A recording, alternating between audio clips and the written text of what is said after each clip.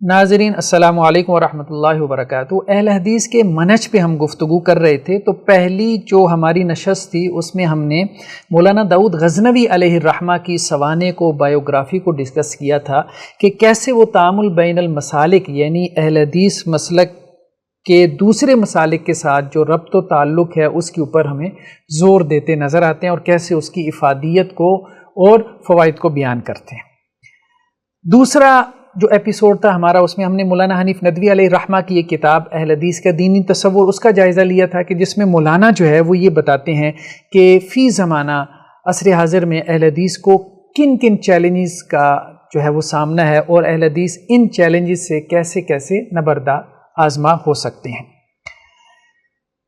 اس میں کچھ ظاہری بات ہے کہ جو دوسرا ایپیسوڈ تھا اس میں مولانا حنیف ندوی علیہ الرحمہ کی طرف سے کچھ تنقید بھی تھی، وہ پورے اہل حدیث کے اوپر نہیں تھی، اہل حدیث کے ایک خاص سیگمنٹ کے اوپر تھی، اور وہ سیگمنٹ یا ویسا جو سیکٹ ہے وہ آپ کو ہر مسلک پہ، جیسے ہم شدت پسند سیکٹ کہتے ہیں، عنصر کہتے ہیں، ایلیمنٹ کہتے ہیں، وہ آپ کو ہر مکتب میں، ہر آپ کو اسکول آف تھاٹ میں، ہر مسلک میں نظر آ جاتا ہے۔ تو مولانا حنیف ندوی علیہ الرحمہ کی گزارشات کا بھی نتیجہ اور ماحصل یہی تھا کہ ایسا جو سیگمنٹ ہے اس کو چاہیے کہ وہ اپنے اس شدت پسندی کے مزاج سے جو ہے وہ ذرا امت کے اتحاد کی طرف آئے، اور وہ جو مسلکی مسائل ہیں ان کو چھوڑ کے ذرا اجتماعی مسائل کی طرف جو ہے وہ غور و فکر کرے۔ خیر، اس پہ بعض دوستوں کو، ساروں کو تو نہیں، میجورٹی تو اپریشیٹ کرنے والی تھی، کیونکہ انہوں نے پازیٹیو جو ہے وہ اس سے نظر سے جو ہے وہ لیکچر کو دیکھا، لیکن بہت سے لوگ جو ہے وہ پازیٹیو نظر سے چیزوں کو نہیں دیکھ سکتے، اور آپ لوگوں کو مجبور بھی نہیں کر سکتے، ہر ایک کا دیکھنے کا اپنا جو ہے وہ زاویہ ہوتا ہے، اس کو آپ تبدیل نہیں کر سکتے۔ تو کچھ جو ہے وہ نیگیٹیوٹی کے ساتھ جو ہے وہ چیزوں کو دیکھتے ہیں، تو پھر ان کو وہاں سے نیگیٹیوٹی ہی ریسیو ہونے کو ملتی ہے۔ جیسا کہ بعض لوگوں نے یہ کہا کہ جی حافظ صاحب اس میں اہل حدیث کے اوپر تنقید تھی، اور کیا اہل حدیث کے اندر کوئی خیر نہیں ہے؟ بہرحال اس لیکچر کا یہ تو بالکل مقصود نہیں تھا کہ اہل حدیث کے اندر کوئی خیر نہیں ہے۔ دیکھیں، بات یہ ہے کہ ہماری لائف کی 3 بڑی ڈومینز ہیں۔ سب سے پہلے عقیدہ ہے، تو عقیدے کے اندر جو ہے وہ اہل حدیث نے جو کام کیا ہے توحید ربوبیت میں، توحید الوہیت میں خاص طور پہ، اور توحید اسماء و صفات میں بھی خاص طور پہ سلفی ڈسکورس نے جو کام کیا ہے وہ بہت عظیم کام ہے، بہت ایک عظیم کارنامہ ہے، اور ہم عقیدے کے باب میں جو ہے وہ اہل حدیث کو فالو کرتے ہیں، اور ان کا جو عقیدہ ہے وہی ہم بیان کرتے ہیں۔ ہمارے چینل پہ مطلب موجود ہے، اگر آپ نے چیزیں نہیں دیکھیں تو یہاں دیکھ لیں۔ مثال کے طور پہ آپ یہاں ہمارے چینل پہ پلے لسٹ میں جائیں تو یہاں آپ کو عقیدہ اور منہج کے نام سے، بلکہ یہی سیریز ہے، اس میں آپ کو توحید کے اوپر لیکچرز مل جائیں گے، ٹھیک ہے، انبیاء اور اولیاء سے مدد مانگنا، وسیلہ پکڑنا، پھر آگے اور بھی لیکچرز شرک کے اوپر جو ہے وہ کافی لمبے چوڑے لیکچرز آپ کو مل جائیں گے۔ ہماری کتابوں میں بھی تفصیل سے بحثیں موجود ہیں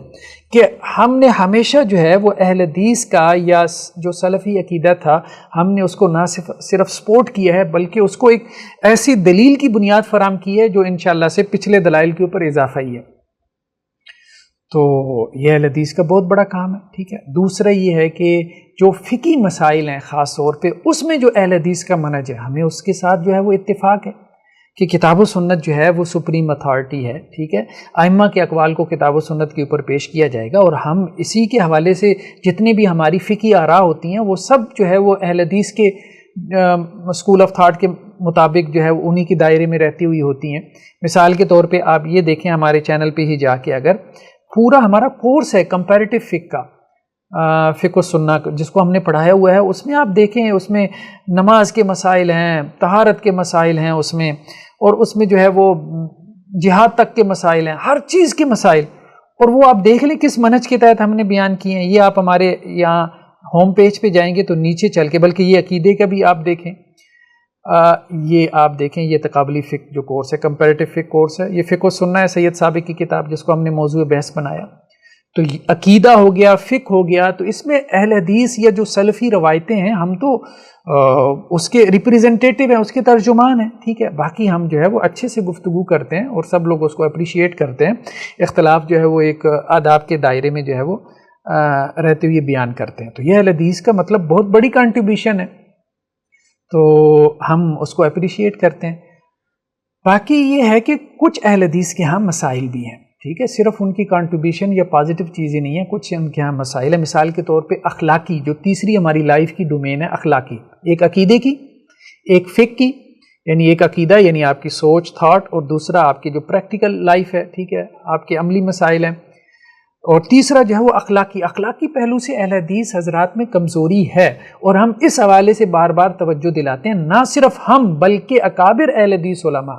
اس کو اگر آپ یہ سمجھتے ہیں کہ اہل حدیث کے اوپر تنقید ہے تو بھائی پھر ہم اس کو اب کیا کہہ سکتے ہیں؟ کچھ بھی نہیں کہہ سکتے. یا تو آپ دعویٰ کریں کہ اہل حدیث میں کوئی اخلاقی برائی نہیں ہے، کوئی سوشل، ہاں اگر آپ یہ کہتے ہیں بھی باقیوں میں بھی برائی ہیں تو بھائی ہیں، کس نے کہا کہ نہیں ہے؟ وہ دوسری ویڈیوز میں بیان کر دی ہیں، وہ دوسری تحریروں میں آ گئی ہیں. آپ کہتے ہیں آپ احناف کا آپ نے رد نہیں کیا، صوفیاء کا رد نہیں کیا. بھائی آپ ہماری ویب سائٹ پہ جائیں، ہماری کتابیں دیکھیں، ایون کہ جماعت اسلامی والوں نے ہمیں گالیاں دی ہیں، صوفیوں نے دی ہیں، ٹھیک ہے، حنفیوں نے دی ہیں، اہل حدیثوں نے بھی دی ہیں، ساروں نے دی ہیں. اس لیے دی ہیں کہ ہم نے ہر ایک کی اصلاح کے حوالے سے جو ہو سکتا تھا ہم نے کیا، لیکن جو ان میں سے متشدد طبقہ تھا، سارے ایسے نہیں ہیں، ہم یہ کہتے ہیں سارے ایسے نہیں، جو ان میں متشدد طبقہ تھا انہوں نے جو ہے وہ ہمارے ساتھ یہ معاملہ کیا. خیر بہرحال ان کا اور اللہ کا معاملہ، ہم تو اس میں نہیں پڑھ رہے، لیکن ہم یہ کہتے ہیں کہ ہر مسلک میں کچھ چیزوں کی اصلاح کی گنجائش ہے. تو جس مسلک کے ساتھ میری نسبت ہے اس کو بھی کچھ چیزوں کی اصلاح کی گنجائش ہے، اور ہم یہ اصلاح کی باتیں اس لیے کرتے ہیں تاکہ وہ ان معاملات میں بھی آگے بڑھیں، ٹھیک ہے، ان معاملات میں بھی آگے بڑھیں، اور ہم کوشش کر رہے ہیں، اس حوالے سے محنت بھی کر رہے ہیں. تو اخلاقی جو پہلو ہے اس حوالے سے اہل حدیث میں کمزوری ہے، بہت کمزوری ہے، ٹھیک ہے، اس حوالے سے توجہ دینے کی ضرورت ہے. اور دوسرا جو پہلو ہے فکری پہلو، فکری حوالے سے یعنی اجتماعی جو ہمارے ہاں سطح کا جو کام ہے اس حوالے سے جو کمزوری ہے اس کی طرف ہم توجہ دلاتے رہتے ہیں. اور یہ وہی توجہ ہے جو ہمارے بڑے اہل حدیث علماء دلوا چکے، ہم تو اس کو ریپیٹ کر رہے ہیں، دہرا رہے ہیں، ٹھیک ہے. ہاں اب اس میں آپ کا انداز یہ ہو سکتا ہے کہ حافظ صاحب آپ غلط ہیں، لیکن اگر آپ یہ انداز اختیار کر لیں کہ حافظ صاحب ہمارے فلاں عالم دین بھی غلط ہیں، مولانا داؤد غزنوی بھی غلط ہیں، مولانا حنیف ندوی بھی غلط ہیں، مولانا حافظ محمد گوندلوی بھی غلط ہیں، مولانا جو ہے وہ اسماعیل سلفی بھی غلط ہیں رحمہ اللہ اجمعین، اور حافظ صاحب آپ بھی غلط ہیں، سارے غلط ہیں جو اہل حدیثوں پہ تنقید کر رہے ہیں. بلکہ مولانا بدیع الدین راشدی صاحب کی بھی آپ کو میں ایک پورا ایپیسوڈ لگاؤں گا کہ انہوں نے بھی تنقید کی ہے. تو اس کا مطلب یہ ہے کہ ہر عالم دین یہ چاہتا ہے، جو اپنے گروپ کے اوپر تنقید کر رہا ہوتا ہے وہ یہ نہیں کہتا کہ جی ہمارا جو مسلک ہے یہ دوسروں سے جو ہے وہ کمتر ہے، وہ یہ نہیں کہہ رہا ہوتا. اگر اس کا مسلک دوسروں سے کمتر ہوتا تو وہ بہتر کی طرف اپنی نسبت کرتا. مگر اگر میں یہ سمجھتا کہ بھائی حنفی جو ہے وہ اہل حدیث سے بہتر ہیں تو میں جو ہے وہ حنفیوں کی طرف اپنی نسبت رکھتا، اہل حدیث کی طرف کیوں رکھتا؟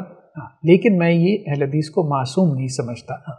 یہ سمجھتا ہوں کہ جتنے اسکول آف تھاٹ ہیں، جتنے مسالک ہیں، ان میں سے مجھے اہل حدیث سب سے بہتر لگتے ہیں، تو اس لیے میں اپنی نسبت ان کی طرف رکھتا ہوں. لیکن مجھے ٹوٹلی بہتر نہیں لگتے، مکمل طور پہ مجھے بہتر نہیں لگتے. تو اب یہ ابتدائی بات آ گئی. خیر اس کے بعد ہم آگے چلتے ہیں، یہ بات تھوڑی سی لمبی ہو گئی، آخر میں جا کے کچھ چیزوں کو ہم جو ہے نا وہ مزید اس کو تفصیل سے نکھاریں گے.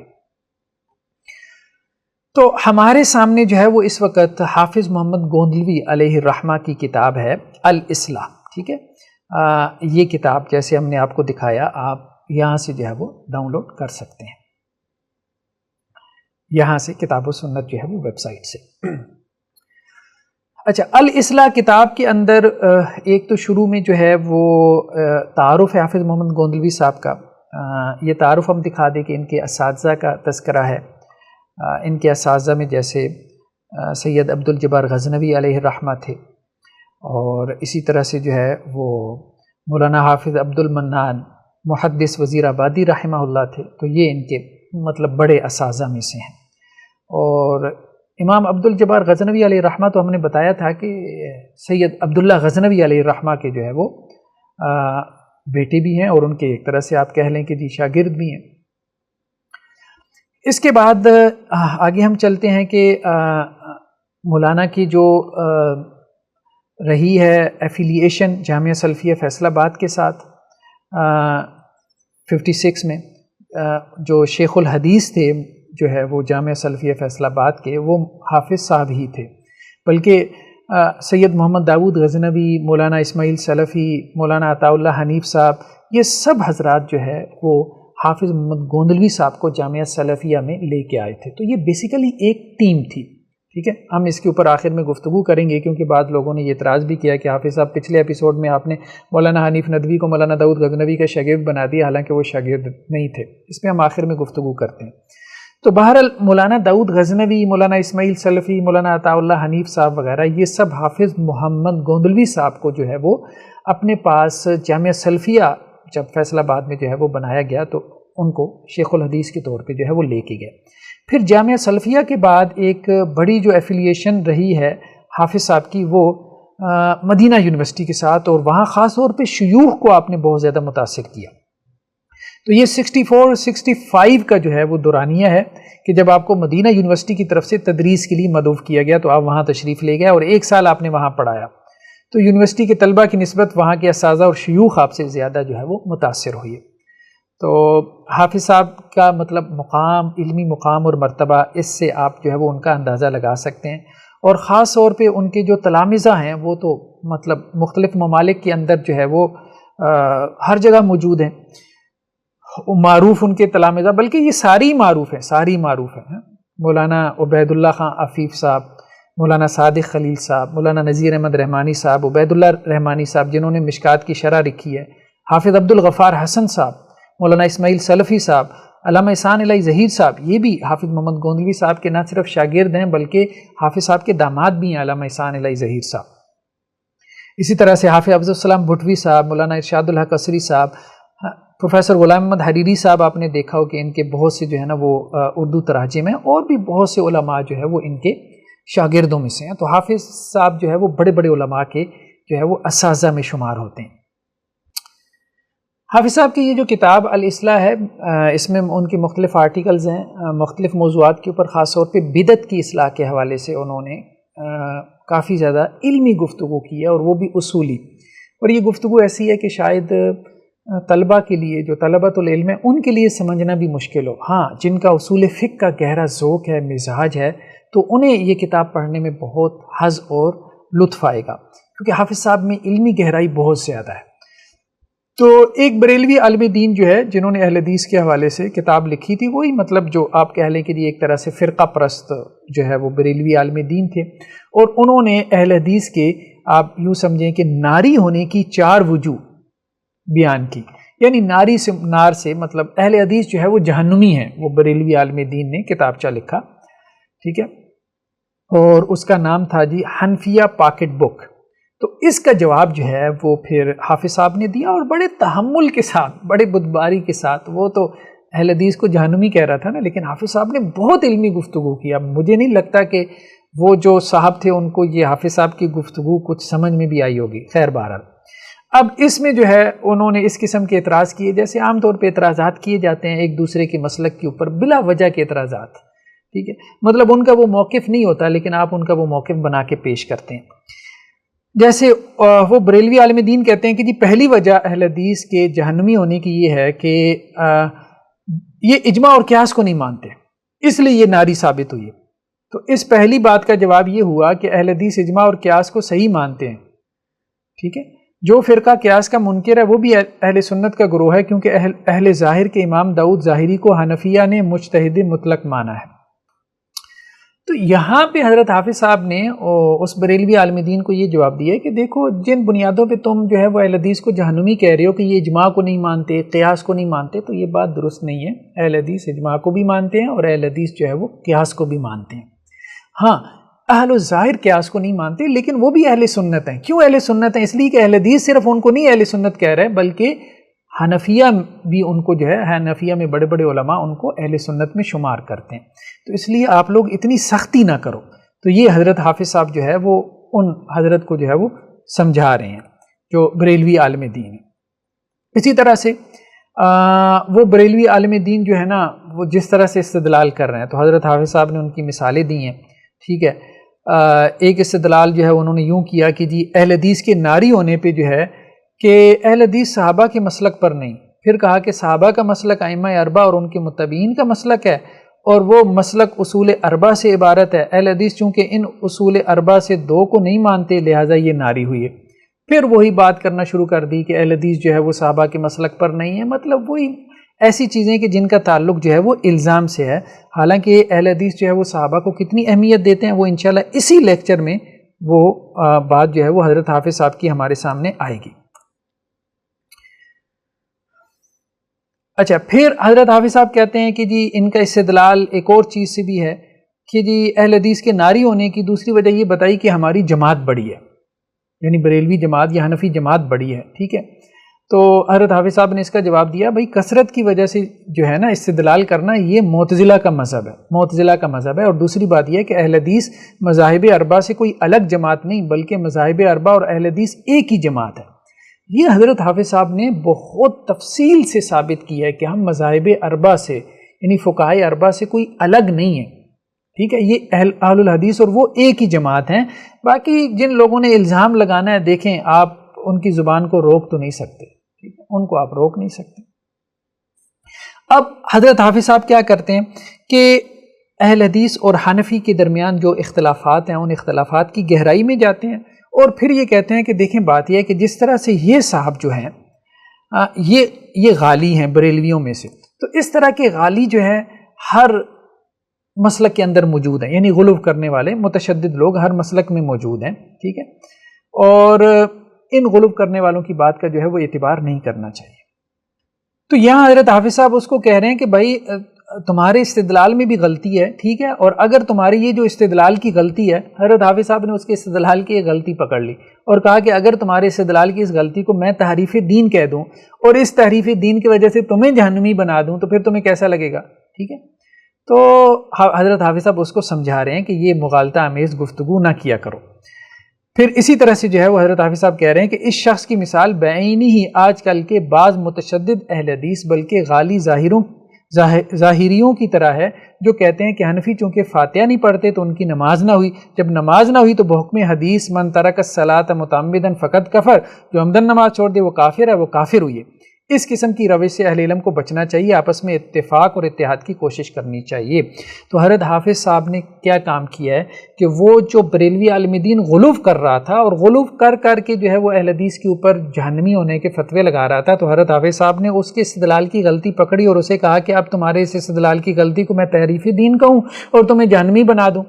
تو یہ ٹھیک نہیں ہے. تو تم بریلوی حضرات میں حنفی حضرات میں غلو کرنے والے ہو، متشدد ہو. ٹھیک ہے، مانا اہل حدیث میں بھی بعض لوگ متشدد ہیں جو یہ کہتے ہیں کہ جس نے سورہ فاتحہ نہیں پڑھی تو اس کی نماز نہیں ہوئی. اب اہل حدیث میں بھی کچھ ایسے ہیں جو یہ کہتے ہیں کہ چونکہ سورہ فاتحہ پڑھنے سے جو ہے وہ نماز نہیں ہوتی، تو حنفی حضرات نے سورہ فاتحہ نہیں پڑھی ان کی نماز نہیں ہوئی، اور جنہوں نے عمدن نماز چھوڑ دی تو ان کے بارے میں آتا ہے کہ وہ کافر ہو گئے. تو یہ سارے جو ہے وہ کافر ہو گئے اس طرح سے. تو پھر اہل حدیث متشدد بھی جو ہے وہ استدلال کرتے ہیں تو ان کو بھی ہم جو ہے وہ غلط ہی سمجھتے ہیں. تو یہ حضرت حافظ صاحب نے جو ہے وہ اس کو یہ بات سمجھائی کہ یہ طریقہ، یہ انداز جو ہے یہ تشدد ٹھیک نہیں ہے. اسی طرح سے حضرت حافظ صاحب آگے چل کے کہتے ہیں،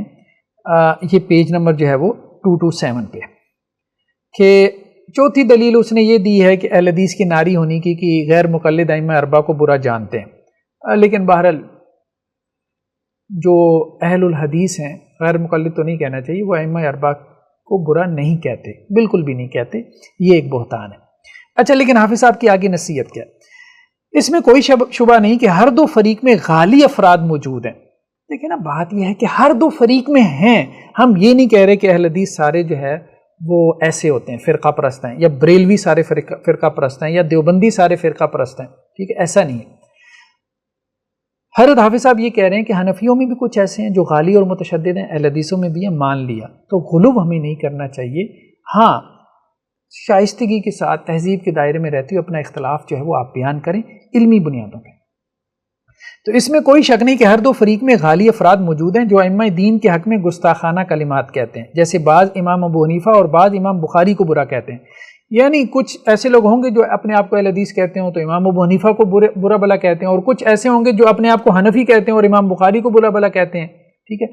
تو یہ دونوں ہیں. فریقین کے معتدل اصحاب ان کو بنظر استحسان نہیں دیکھتے، یعنی دونوں فریقین میں حنفی اور اہل حدیثوں میں جو معتدل لوگ ہیں وہ ان کو اچھی نظروں سے نہیں دیکھتے، متشددین کو، بلکہ ان کو رافضیوں کی طرح خیال کرتے ہیں. اس قسم کے لوگ امت کے اتحاد کے لیے سم قاتل ہے، یعنی زہر ہے. بعض افراد کی غلطی دیکھ کے تمام افراد کو برا کہنا تحقیق کے خلاف ہے. ٹھیک ہے، یہ ایسی ہے جیسے کوئی ہندو بعض مدعیان اسلام کی بعض حرکات کو دیکھ کر اسلام پر اعتراض کرے۔ تو حضرت حافظ صاحب یہ کہہ رہے ہیں کہ ہم یہ مان رہے ہیں کہ دونوں میں غلو کرنے والے موجود ہیں، لیکن ان دونوں کے غلو کرنے والوں کی وجہ سے جو ہے وہ سب کے اوپر جو ہے وہ آپ یہ لیبل چسپاں نہیں کر سکتے کہ سب ایسے ہیں۔ ایک تو حضرت حافظ صاحب نے یہ کام کیا ہے کہ ہر دو گروہوں میں جو غالی لوگ ہیں، جو متشدد لوگ ہیں، ان کو ڈسکریج کیا ہے۔ دوسرا، ہر دو گروہوں میں جو معتدل علماء ہیں ان کو حضرت حافظ صاحب نے انکریج کیا ہے، ان کی حوصلہ افزائی کی ہے کہ دیکھو ہر دو گروہوں میں کچھ معتدل لوگ بھی ہیں، ٹھیک ہے۔ تو اب مثال کے طور پہ ہم آپ کو دکھاتے ہیں، یہ پیج نمبر 152 اسی کتاب کا جو ہے وہ یہ پیج ہے۔ اس میں جو ہے وہ حضرت حافظ صاحب کہتے ہیں کہ دیکھیں اہل الرائے اور اہل الحدیث یہ دو گروہ ہمارے سامنے ہیں، ٹھیک ہے۔ تو یہ دونوں جو ہے وہ ایک دوسرے کی جو ہے وہ سائی سے استفادہ کرتے رہے ہیں، ٹھیک ہے۔ تو اور ان میں سے جو دونوں طرف کے محققین ہیں وہ بالکل اسی طرح سے ہی کرتے چلے آئے ہیں۔ اچھا، مثال کے طور پہ حضرت حافظ صاحب کہتے ہیں کہ حنفیہ میں بعض جو علماء ہیں وہ رفع الیدین اور آمین بالجہر کو سنت قرار دیتے ہیں، اور بعض نے رفع یعنی رفع الیدین کو اور آمین بالجہر کو ترک اور اخفاء پر ترجیح دی ہے، یعنی رفع الیدین کرنا چاہیے اور آمین بالجہر جو ہے وہ کرنی چاہیے، وہی بات ہو گئی۔ بعض نے سنت قرار دیا اور بعض نے کہا کہ یہ بہتر ہے، راجح ہے۔ بعض فاتحہ خلف الامام کے قائل ہیں یعنی حنفیہ، اور بعض حنفیہ پانی کے مسائل میں شافعی اور بعض نے مالکی مذہب کو راجح قرار دیا، ٹھیک ہے۔ علامہ سندھی، مولانا عبدالحی، مولوی رشید احمد گنگوئی، مولوی انور شاہ کاشمیری وغیرہ ہم نے رفع الیدین کی نسبت صاف اعتراف کیا ہے، ٹھیک ہے۔ اسی طرح ابن حمام علیہ الرحمہ نے بھی فتح القدیر میں آمین بالجہر والاخفاء میں تطبیق دینے کی کوشش کی ہے۔ تو یہ حضرت حافظ صاحب کہہ رہے ہیں کہ دیکھیں حنفیہ میں بھی معتدل لوگ موجود ہیں، سارے حنفی ایک جیسے نہیں ہیں، ٹھیک ہے، ان میں متشدد بھی ہیں، ان میں معتدل بھی ہیں۔ اسی طرح سے آپ نے یہ جو بات کہی ہے نا کہ اہل حدیث میں بعض امام ابو حنیفہ کو جو ہے وہ برا بلا کہتے ہیں، لعن طعن کرتے ہیں، تو اہل حدیث سارے ایسے نہیں ہیں، بعض اہل حدیث ایسے ہو سکتے ہیں، لیکن اہل حدیث میں کچھ ایسے بھی ہیں جو بہت معتدل ہیں، جیسے احناف میں معتدل لوگ ہیں جو اپنے امام کے مسلک کے بجائے دوسرے ائمہ کی تحقیق کو بھی لے لیتے ہیں۔ اسی طرح اہل حدیث حنفیہ کی طرف بنسبت شافعیہ کے زیادہ مائل ہیں، یعنی حضرت حافظ صاحب یہ کہتے ہیں کہ اہل حدیث شوافی کی نسبت احناف کی طرف زیادہ مائل ہیں، ٹھیک ہے۔ یہی وجہ ہے کہ ان کی درسگاہوں میں فقہ حنفی موجود ہے۔ مولانا مولوی محمد حسین بٹالوی اپنے آپ کو حنفی اہل حدیث کہلایا کرتے تھے، یعنی حنفی اہل حدیث، یہ ایک باقاعدہ اصطلاح تھی، یعنی حنفیوں سے چونکہ یہ اہل حدیث ہوئے تھے، ٹھیک ہے، تو اس لیے حنفی اہل حدیث کہلاتے تھے۔ میاں صاحب سید نذیر حسین مرحوم کے فتاویٰ کا اکثر حصہ فقہ حنفی کی کتب سے ماخوذ ہے، یعنی سید نذیر حسین دہلوی، یہ سب اہل حدیث علماء ان کے شاگردوں میں آتے ہیں۔ تو ان کے فتاویٰ یعنی فتاویٰ نظیریہ کو آپ دیکھیں تو اس میں اکثر و بیشتر فقہ حنفی کے اقوال موجود ہوتے ہیں۔ جب وہ فتویٰ دیتے ہیں تو وہ مختلف کتابوں کے، فقہ حنفی کی کتابوں کے حوالے دیتے ہوتے ہیں، فتاویٰ شامیہ میں یہ ہے،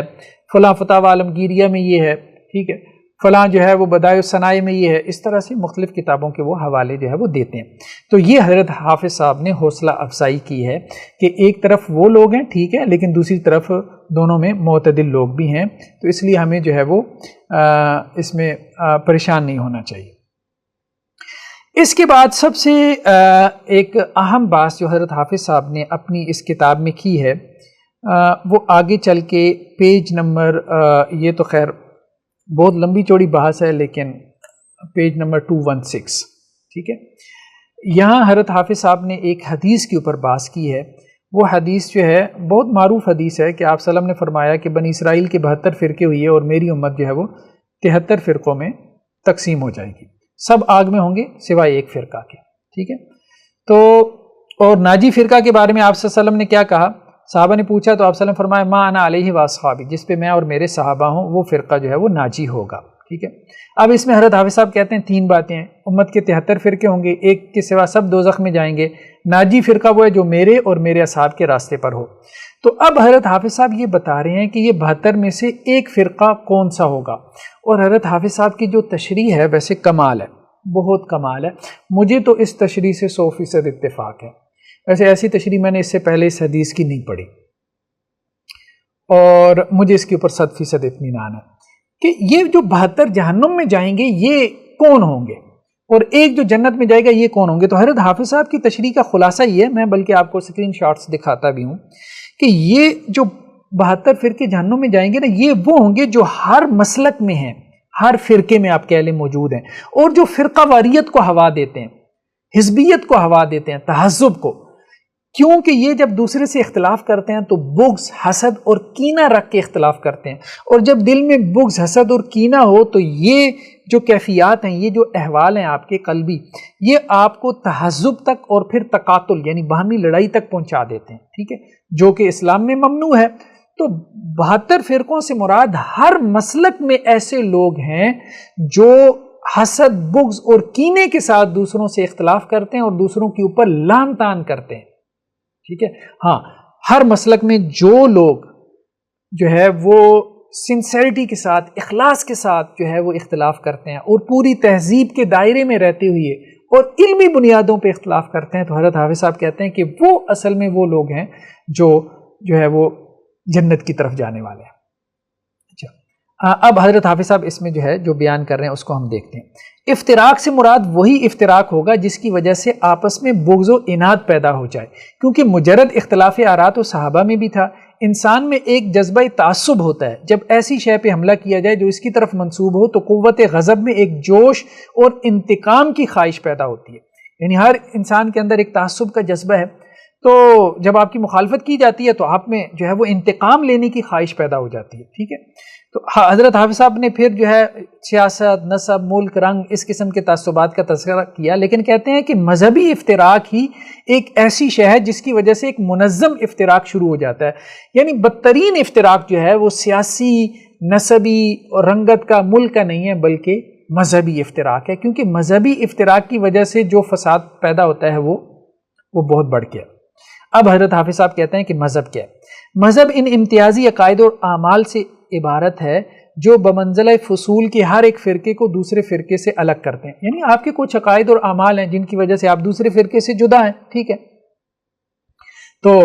یہ آپ کا مذہب ہے، یہ آپ کا مسلک ہے. ٹھیک ہے، لیکن وہ امتیازات فصول کی صورت اس وقت اختیار کریں گے جب باعث تعصب بنے، اور تعصب کا باعث اس وقت بنیں گے جب ان امتیازی مسائل میں ایک ایسی خصوصیت پیدا کر لی جائے جس کی وجہ سے ان پر حملہ کرنے سے ایک فرقہ وارانہ سوال پیدا ہو جائے. ٹھیک ہے، تو حضرت حافظ صاحب یہ کہہ رہے ہیں کہ دیکھیں بات یہ ہے کہ آپ کے اختلافات ہوتے ہیں دوسروں سے عقائد میں، اعمال میں، اس وجہ سے آپ کا ایک مسلک ہے، ایک پہچان ہے، آپ اپنی پہچان کے لیے بتاتے ہیں کہ جی میں ان عقائد اور ان جو ہے وہ فقہی جو ہے وہ آراء کا جو ہے وہ حامل ہوں. لیکن حضرت حافظ صاحب یہ کہہ رہے ہیں کہ جب ان میں تعصب پیدا ہو جاتا ہے نا تو پھر آپ جو ہے وہ فرقہ بن جاتے ہیں، پھر آپ فرقہ بن جاتے ہیں. آگے چل کے حضرت حافظ صاحب کہہ رہے ہیں کہ اہل علم نے اس حدیث کو اصولی افتراق پر محمول کیا، نہ کہ فروعی پر. حق یہ ہے کہ فروعی اختلاف جب اس درجہ تک پہنچ جائے کہ تعصب کا جذبہ مذہبی رنگ میں پیدا ہونا شروع ہو جائے تو وہ اس حدیث میں داخل ہے. یعنی جب آپ کے اختلاف میں تعصب آ جائے تو پھر آپ یعنی حسد، بغض اور کینہ دوسرے کے بارے میں آ جائے، اور پھر جب دوسرے سے اختلاف کرتے ہوئے آپ اس پہ لعن طعن بھی شروع کر دیں تو پھر آپ اس حدیث کی مصداق بن جاتے ہیں، کیونکہ اس کی وجہ سے بھی تقاتل، حسد اور بغض تک نوبت پہنچ جاتی ہے. اسلام کا شیرازہ کبھی اس سے بھی منتشر ہو جاتا ہے. ٹھیک ہے، یعنی اسلام کا جو اصل مقصود ہے اتحاد اور یگانگت، وہ اس سے جو ہے وہ جاتی رہتی ہے. اچھا، اب حضرت حافظ صاحب نے آگے جو بات کو واضح کیا کس طرح سے، اس حدیث اور پہلی حدیث کو ملانے سے اتنا معلوم ہوتا ہے کہ ناجی فرقہ وہ ہے جو اس روش پر ہو جس پر نبی کریم صلی اللہ علیہ وسلم اور صحابہ تھے. ٹھیک ہے، اور وہ روش کیا تھی کہ وہ دوسروں سے اختلاف کرتے تھے بڑے احترام کے ساتھ. صحابہ نے اختلاف کیا، دوسرے صحابہ سے بڑے احترام کے ساتھ، لعن طعن نہیں کیا، ان سے حسد، بغض، کینہ نہیں رکھا. اختلاف کی وجہ سے جو ہے وہ لڑائی تک نوبت نہیں آئی. ٹھیک ہے، اور غیر ناجی فرقوں میں بہت برا وہ فرقہ ہے جو دین میں اپنی رائے چلائے. اب جو مسائل قیاس، رائے، ظن، خرص اور تخمین سے لگائے گئے ہیں اور ان کو ما بہل امتیاز قرار دیا گیا، اگر ان کی وجہ سے تعصب پیدا ہو کر ایک دوسرے کے ساتھ اناد، فساد اور اختلاف شدید پیدا ہو تو اس حیثیت سے وہ مسائل امتیازیہ اس افتراق کے نیچے داخل ہوں گے. جب ان کو یہ درجہ نہ دیا جائے کہ ان کے مخالف پر لعن و طعن کی جائے بلکہ صرف ایک امر زائد سمجھ کر ان پر عمل کیا جائے تو اس صورت میں یہ افتراق میں داخل نہیں ہوں گے. یعنی اگر آپ مشکل عبارتیں، اصل میں پرانی عبارتیں، قدیم عبارتیں، اس لیے میں نے کہا تھا کہ یہ کتاب مشکل ہے. تو حضرت حافظ صاحب یہ کہہ رہے ہیں کہ اگر یہ امتیازی مسائل، ہر مسئلہ کے اپنے امتیازی مسائل ہیں، تو اگر آپ ان سے فساد، اناد وغیرہ اور شدید اختلاف تعصب کی بنیاد پہ پیدا نہیں کر رہے، تو پھر آپ افتراق بھی نہیں کر رہے، فرقہ بھی نہیں بن رہے۔ لیکن اگر آپ دوسروں پہ لعن طعن شروع کر دیتے ہیں ان مسائل میں اختلاف کی وجہ سے، ٹھیک ہے، تو پھر آپ ایک فرقہ ہیں، بھلے آپ کسی مسلک میں بھی ہیں، اور حضرت حافظ صاحب کے نزدیک آپ ایک ناری فرقہ ہیں، ایک جہنمی فرقہ ہے۔ تو حضرت حافظ صاحب نے جہنمی فرقوں کو واضح کیا ہے کہ یہ اصل میں کون ہے۔ جہنمی فرقے کے لوگ ہر مسلک میں ہیں کہ جنہوں نے دین کے نام پہ دوسرے کلمہ کو مسلمانوں کے بارے میں اپنے دلوں میں بغض، کینہ اور حسد پال رکھا ہے، اور اختلافی مسائل میں ان کے اوپر جو ہے وہ لعن طعن جو ہے وہ شروع کر دیتے ہیں۔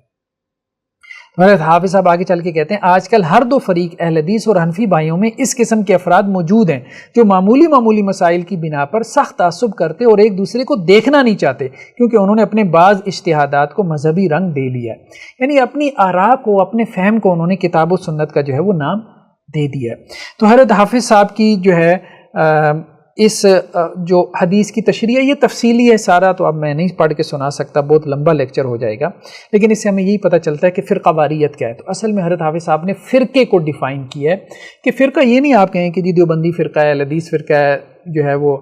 اسی طرح سے بریلوی فرقہ، یہ نہیں ہے۔ فرقہ واریت ایک مزاج ہے۔ فرقہ واریت کیا ہے؟ ایک مزاج ہے۔ یہ مزاج دیوبندیوں میں ہوگا تو وہ فرقہ پرست ہیں، یہ بریلویوں میں ہوگا تو وہ فرقہ پرست ہیں، یہ اہل حدیثوں میں ہوگا تو وہ فرقہ پرست ہیں اور وہ جہنمی ہیں۔ بھلے وہ نمازیں پڑھ رہے ہوں، بھلے وہ جو مرضی کر رہے ہوں، مطلب ان کا عقیدہ بھی ٹھیک ہو، ان کی جو ہے وہ فقہی مسائل بھی درست ہوں، ان کے اجتہادات بھی درست ہوں، ٹھیک ہے، ان کی ساری تسبیحیں بھی پوری ہوں، تلاوتیں بھی پوری ہوں، پھر بھی وہ جہنم میں جائیں گے۔ کیونکہ انہوں نے رسول اللہ صلی اللہ علیہ وسلم کے جو ہے وہ فرمان کی مخالفت کی ہے، اور آپ صلی اللہ علیہ وسلم کا فرمان یہ تھا کہ افتراق پیدا نہیں کرنا۔ افتراق، اور افتراق کیا ہے؟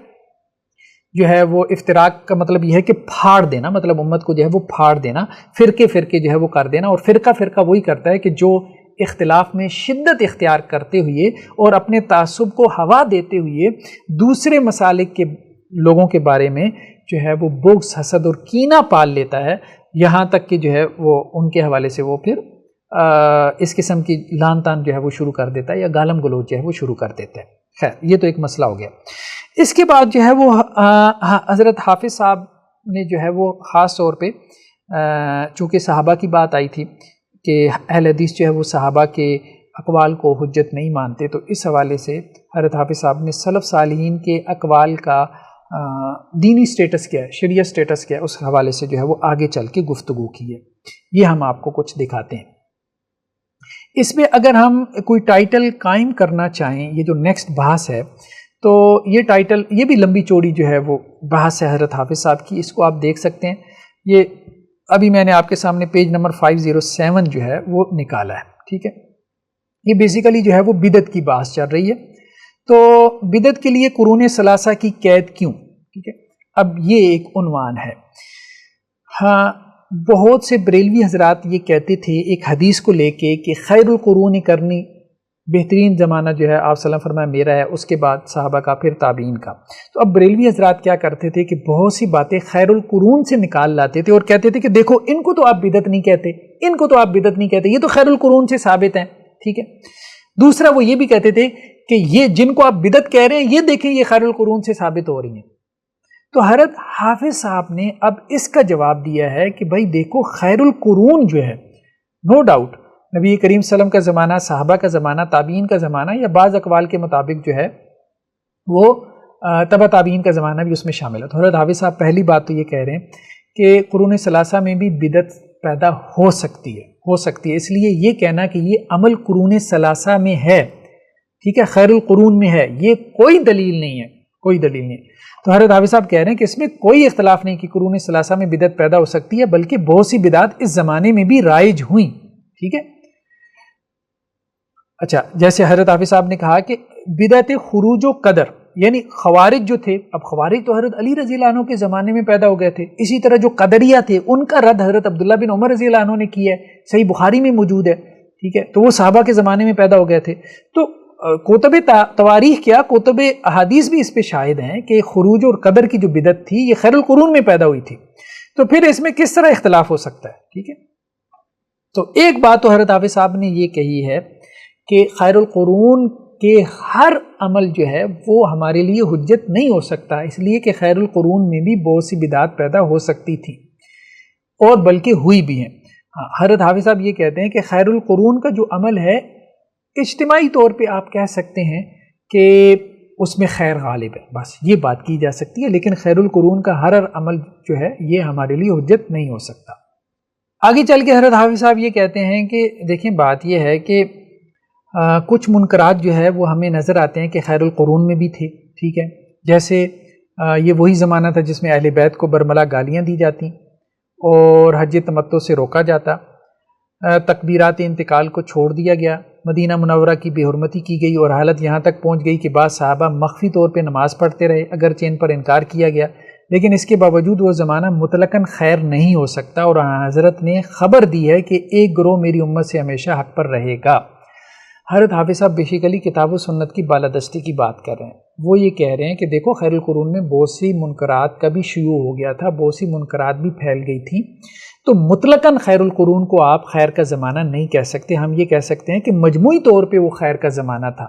یا بعد والے زمانوں سے وہ بہتر زمانہ تھا، اس لیے اس کو خیر القرون کہا گیا۔ اس لیے خیر القرون میں ہونے والے کسی عمل کو دلیل بنانا یہ درست نہیں ہے، بھلے وہ صحابہ کا عمل کیوں نہ ہو۔ آگے چل کے حضرت حافظ صاحب نے اس کی مثالیں بھی دی ہیں، ٹھیک ہے، یہ تو بہرحال ابھی ہم صحابہ کی بات نہیں نہ کر رہے۔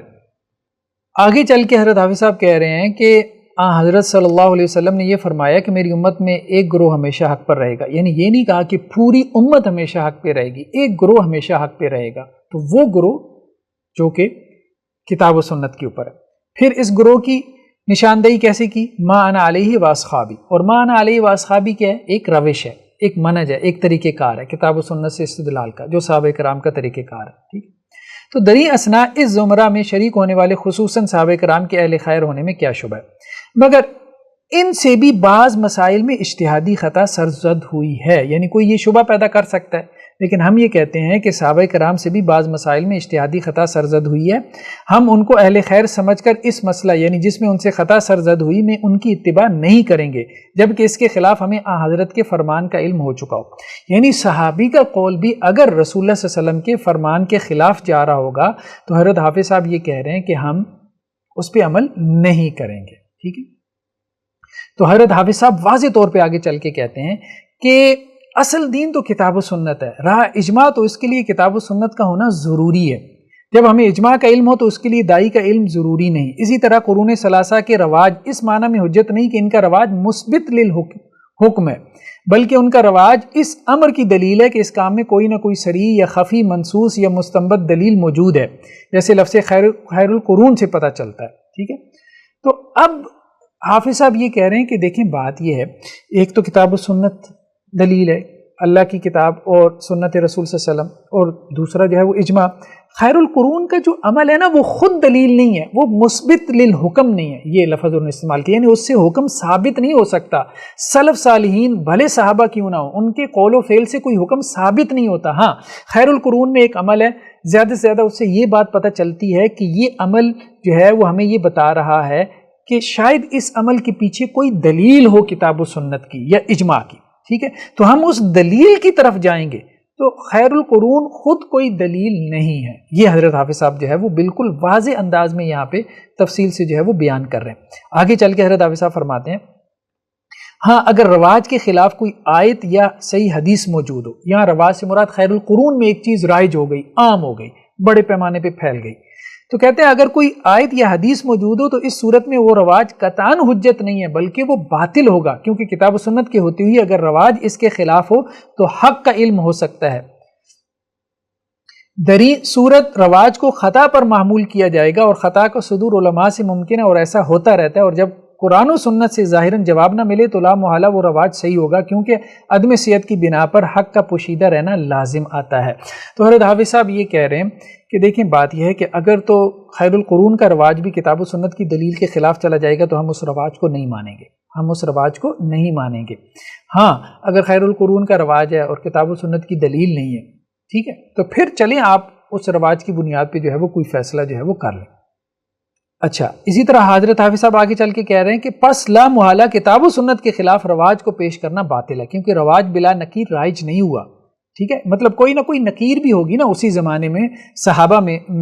کے زمانے میں، اس رواج کے اوپر کہ جس رواج کو جو ہے وہ آپ دلیل بنا رہے ہیں، خیر القرون کے جس عمل کو آپ اپنے لیے دلیل بنا رہے ہیں، اس کے اوپر کوئی نہ کوئی نکیر جو ہے وہ آپ کو مل جائے گی صحابہ کے زمانے میں. ٹھیک ہے، کہ بدعت حکمیہ کون سی ہیں. بیسیکلی چونکہ یہ بدعت کی بحث ہے تو اس میں جو ہے وہ بدعت حقیقی کون سی ہوتی ہے، بدعت حکمی کون سی ہوتی ہے، بدعت جو ہے وہ اصلیہ کون سی ہیں. ٹھیک ہے، اس پہ حضرت حافظ صاحب نے بہت تفصیل سے گفتگو کی ہے. تو یہ بدعت حکمیہ کی جو ہے وہ مثالیں جو ہے وہ بیان کر رہے ہیں حضرت حافظ صاحب. یہ مثالیں جو ہے وہ بیان کرتے کرتے حضرت حافظ صاحب جو ہے وہ آگے چل کے یہ بہت تفصیل سے انہوں نے بیان کی ہیں. آگے چل کے جو ہے وہ ایک جگہ پہ کہتے ہیں کہ حضرات انبیاء کرام کے ساتھ جو چیزیں خاص تھیں ان کی پیروی کرنا یہ بھی بدعت حکمی میں آ جاتا ہے. یعنی جو چیزیں حضرات انبیاء کے ساتھ خاص تھیں، جیسے نیند کی حالت میں اللہ کے رسول صلی اللہ علیہ وسلم جو ہے وہ کہتے ہیں کہ آپ کا وضو نہیں ٹوٹتا. ٹھیک ہے، آپ کوئی کہے کہ چونکہ رسول اللہ صلی اللہ علیہ وسلم نے کہا ہے کہ نیند کی حالت میں وضو نہیں ٹوٹتا، آپ صلی اللہ علیہ وسلم نے تو اپنے بارے میں کہا ہے اور اس کو حجت بنا کے اپنے لیے لاگو کرنا شروع کر دے تو یہ بدعت حکمی ہو جائے گی. اچھا، اسی طرح سے حافظ صاحب آگے چل کے جو ہے وہ بات کرتے ہیں یہ صحابہ کے حوالے سے. کہتے ہیں صحابہ کرام اور تابعین اور تبع تابعین کی ان امور میں اقتداء کرنا جو ان سے کبھی کبھار نادر طور پر صادر ہوئے ہیں اور جو رواج اور تعامل بلا نکیر کی حد تک نہیں پہنچے. یعنی بلا نکیر سے مراد مطلب بلا انکار. ٹھیک ہے، اور کتاب و سنت اور قیاس صحیح سے اس پر کوئی دلیل ثابت نہیں ہوئی، جیسے اہل قبور سے استمداد جو حضرت امیر المومنین حضرت عمر کے زمانے میں ایک عرابی سے منقول ہے. حضرت حافظ صاحب یہ کہہ رہے ہیں کہ جیسے کچھ چیزیں ایسی ہیں جو آپ کو خیر القرون میں ملتی ہیں، جیسے بریلوی حضرات کہتے ہیں کہ ایک بدو نے جو ہے وہ حضرت امیر المومنین حضرت عمر کے زمانے میں جو ہے وہ قبر سے استغاثہ کیا تھا. ٹھیک ہے، پھر یہ عورتوں کے لیے قبروں کی زیارت حضرت عائشہ کی طرف منسوب ہے. حلت متع کا فتویٰ بعض صحابہ سے منسوب ہے. دونوں پاؤں پہ جو مسح کا مسئلہ ہے یہ حضرت عبداللہ ابن عباس سے منقول ہے. اور اسی طرح سے جو ہے بانسری بجانا، ٹھیک ہے، یہ حضرت عبداللہ بن جعفر سے منقول ہے. متعلقہ ثلاثہ جو ہے صرف نکاح زوج ثانی سے بغیر جماع کے حلال ہونا یہ سعید ابن مسیب سے منقول ہے. یعنی 3 دفعہ اگر کسی کو جو ہے وہ طلاق ہو جائے تو دوسری جو ہے وہ اگر وہ شوہر سے نکاح کرے تو اس سے پہلے تعلق قائم کرے گی تو پھر پہلے کے لیے حلال ہوگی نا. ٹھیک ہے، تو لیکن یہ کہہ رہے سعید بن مسیب کہتے ہیں کہ اگر دوسرے شوہر سے تعلق نہ بھی قائم کرے تو پھر بھی پہلے کے لیے حلال ہو جائے گی. تو یہ سعید بن مسیب سے منقول ہے. اسی طرح دیگر جو امور ان زمانوں میں ظاہر ہوئی اور اہل حق نے ان پر انکار کیا. ٹھیک ہے،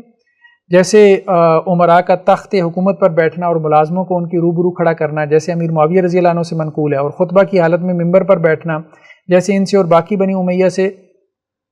امیہ سے منقول ہے، اور خطبہ جمعہ میں دعا کے ساتھ ہاتھ اٹھانا جیسے رؤسائے بنو امیہ سے منقول ہے، اور عیدگاہ میں ممبر کا بنانا اور خطبہ کو نماز پر مقدم کرنا اور اس قسم کی امور جو اس وقت ظاہر ہوئی ہے مگر اہل حق نے ان پر انکار کیا. یہ سب بدعت حقیقیاں ہیں اگر انکار کرنے والا ملحق بالسنہ سمجھے، ورنہ بدعت حکمیہ سے ہیں بشرطے کہ ممنوعات شرعیہ سے نہ ہوں. ٹھیک ہے، یہ سب جو ہے وہ بدعت حقیقیاں ہیں اگر ان کو ملحق بالسنہ سمجھے تو، ورنہ بدعت حکمی ہے. ورنہ کیا ہے؟ بدعت حکمی ہے. اب حضرت حافظ صاحب یہ کہتے ہیں کہ ایک بات جو ہے وہ قابل وضاحت ہے کہ ایک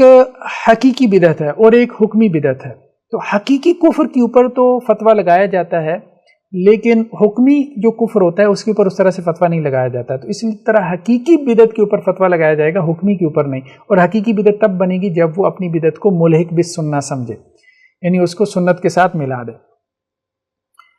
اب قابل وضاحت بات یہ ہے کہ جس طرح نفاق اور کفر حقیقی بات سے صادر ہو تو ان پر لفظ کفر و نفاق تو بولا جائے گا، مگر کفر و نفاق کی حقیقی کے احکام ان پر مرتب نہیں کر سکتے. اسی طرح اگرچہ بدعات بہت زیادہ ہیں مگر لفظ مبتدع یا صاحب بدعت اس کو کہیں گے جس میں بدعت کا عقیدہ ہوگا. اور حدیث شریف میں جو اہل بدعت کے متعلق احکام ہبط اعمال یعنی ان کے اعمال ضائع ہو جائیں گے بتیوں کے، عدم توقیر، بتیوں کی عزت نہ کرو، ان کی عیادت سے اجتناب اور انہیں سلام کہنے سے اجتناب، یہ جتنے احکامات وارد ہوئے ہیں یہ سب بدعت کا عقیدہ رکھنے والوں کے متعلق ہیں. یعنی جن کی بدعت جو ہے وہ کیا ہے؟ وہ حقیقی ہے. اور وہ لوگ کون ہیں؟ جو بدعت کو جو ہے وہ ملحق بالسنہ سمجھتے ہیں، ورنہ ان کی بدعت کیا ہے؟ حکمی ہے. ٹھیک ہے، تو یہ حضرت حافظ صاحب نے بیان کیا کہ اس میں یہ باریک فرق کرنا پڑے گا. اگر آپ نے کسی بدعتی کے اوپر حکم لگانا ہے کہ اس کی آپ نے عزت نہیں کرنی ہے، یا اس بتی کے تمام اعمال جو ہے وہ ضائع ہو جائیں گے، یا اس بتی کی آپ نے جو ہے وہ اعادت نہیں کرنی ہے، تو اس سے مراد کون سا بتی ہے؟ وہ بتی ہے کہ جو اپنی بدعت کا جو ہے وہ سنت ہونے کا عقیدہ رکھتا ہو اپنی بدعت کے بارے میں، یعنی اس کو سنت کا درجہ دیتا ہو، سنت کا درجہ دیتا ہو، یا سنت کے درجے میں اس کو جو ہے وہ رکھتا ہو، ٹھیک ہے، وہ ہے۔ تو یہ حضرت حافظ صاحب نے کہا ہے۔ لیکن اگر وہ اس کو سنت کے درجے میں نہیں رکھ رہا تو پھر اس کی بدعت ہے، لیکن وہ حقیقی بدعت نہیں ہے بلکہ وہ حکمی بدعت ہے، پھر اس کے اوپر یہ سارے جو احکامات ہیں یہ لاگو نہیں ہوں گے۔ اچھا، یہ جو کتاب ہے اس کے شروع میں ایک تقدیم لکھی ہے ڈاکٹر عبدالجبار فروئی صاحب نے، تو ان کا بڑا کام ہے، وہ آپ کو محدث جو ہماری سائٹ ہے اس کے اوپر بھی آپ کو نظر آئے گا، حدیث کی جو امہات الکتب ہیں ان میں سے بعض کتابوں کے حوالے سے جو ترجمہ اور تحقیق آپ کو ملتی ہے وہ دکتور صاحب کی ہے۔ تو خیر دکتور صاحب کا جو مقدمہ ہے یہ خیر آپ کو میں دکھا بھی دیتا ہوں، یہ فضیلت الشیخ ڈاکٹر عبدالرحمن فروئی، یہ مجلس علمی دارالدعوہ نیو دلی سے، یہ جامعہ ترمذی ہے، اس کے انہوں نے جو ہے وہ ترجمہ وغیرہ کیا ہے، حکم اس کے اوپر جو ہے وہ علامہ البانی کا لگا ہوا ہے، خیر بہرحال، لیکن اس کے اوپر جو ہے وہ ڈاکٹر صاحب کے حواشی بھی موجود ہیں سنن ترمذی کے اوپر۔ تو ڈاکٹر صاحب جو ہیں انہوں نے حافظ گوندلوی صاحب کی اس کتاب الاصلاح کے اوپر ایک تقدیم لکھی ہے، مقدمہ کہہ لیں۔ اچھا، اس میں بھی انہوں نے اس چیز کا جو ہے وہ اعادہ کیا ہے جو حضرت حافظ صاحب کی سوچ تھی کہ حنفی اور اہل حدیث جو ہیں ان میں سے جو معتدل لوگ ہیں انہیں آپس میں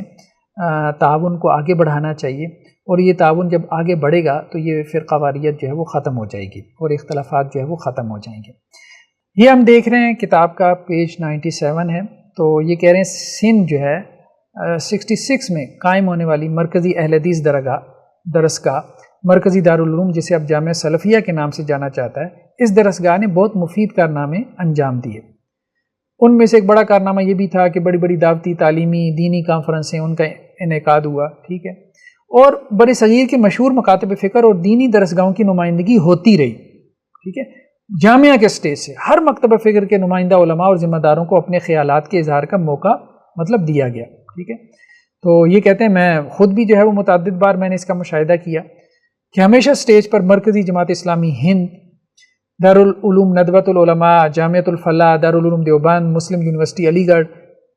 مختلف اداروں سے نسبت رکھنے والے حضرات نمائندہ مقام پر نظر آئے، اور بعد میں چھپنے والی رپورٹوں اور شائع ہونے والی مقالات میں سب کو پوری فراخ دلی کے ساتھ جگہ ملی۔ میں نے جامعہ سلفیہ میں قاری محمد طیب صاحب، مولانا اسد مدنی، مولانا ابو الحسن علی میاں ندوی، مولانا ابو العرفان ندوی، مولانا محمد یوسف امیر جماعت اسلامی ہند، مولانا محمد رابع ندوی وغیرہ علماء کو دیکھا، سنا اور ان سے شرف ملاقات بھی حاصل ہوا۔ یہ اس بات کا ثبوت ہے کہ اہل حدیث نے اپنے سٹیج پر مختلف مسالک اور جماعتوں کے ذمہ داران کو اکٹھا کر کے اتحاد اور اتفاق کا عملی ثبوت دیا، ٹھیک ہے۔ تو یہ مولانا نے اس کے اوپر جو ہے وہ تفصیل سے جو ہے وہ گفتگو کی ہے کہ ہم تو ہمیشہ جو ہے وہ تقریب بین المسلمین، مطلب مسلمانوں کو قریب کرنے کا جو ہے وہ عملی طور پہ کام کرتے رہیں اس کے لیے، ٹھیک ہے۔ تو اہل حدیثوں نے اپنے سٹیج پر مختلف مسالک اور جماعتوں کے ذمہ داران کو اکٹھا کر کے اتحاد اور اتفاق کا عملی درس دیا اور تقریب بین المسلمین کا عملی نمونہ پیش کیا، اور الحمدللہ اس کے نتائج بھی بہت اچھے ثابت ہوئے،